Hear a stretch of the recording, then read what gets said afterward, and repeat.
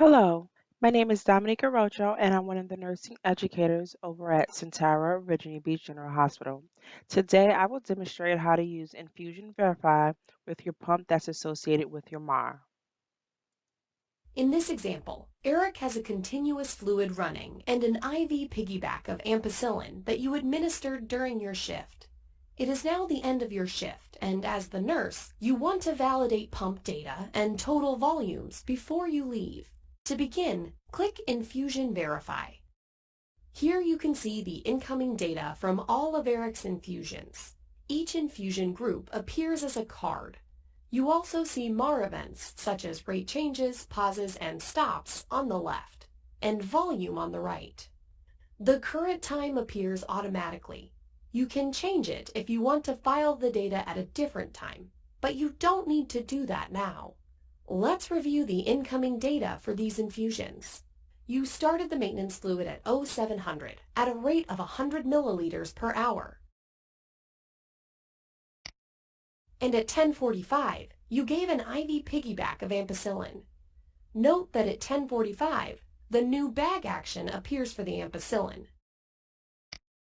and a zero rate appears for the fluid.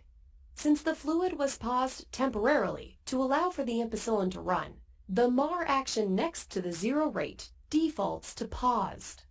Around 11:15, the piggyback infusion ran out and the pump switched back to the primary maintenance fluid.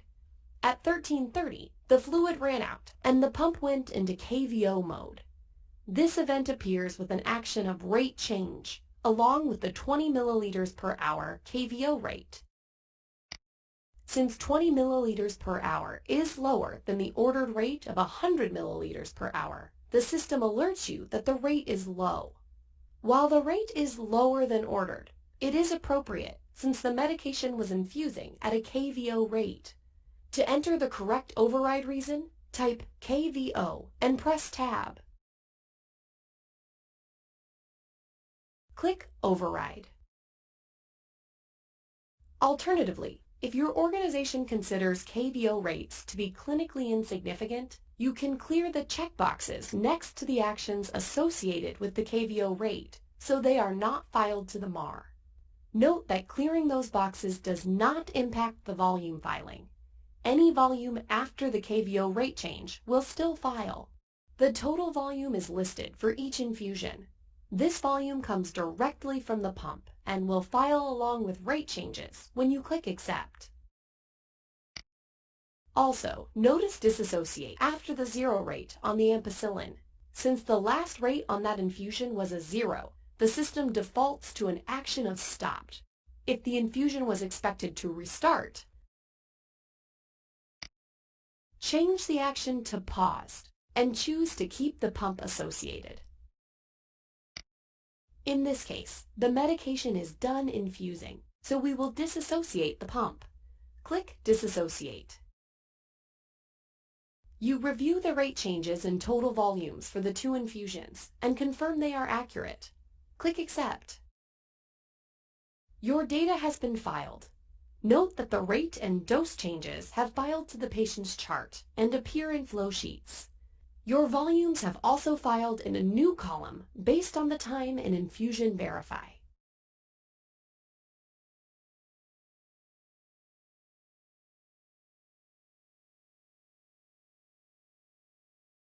Your data also flows to the MAR. To view it, go to the MAR now.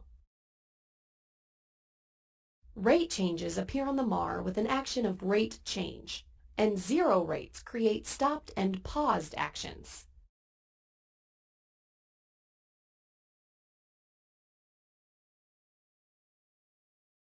Note that you can also access Infusion Verify from the MAR toolbar, or open Infusion Verify for individual infusion groups from the MAR medication cards. Remember, Infusion Verify is your one-stop shop for infusion documentation.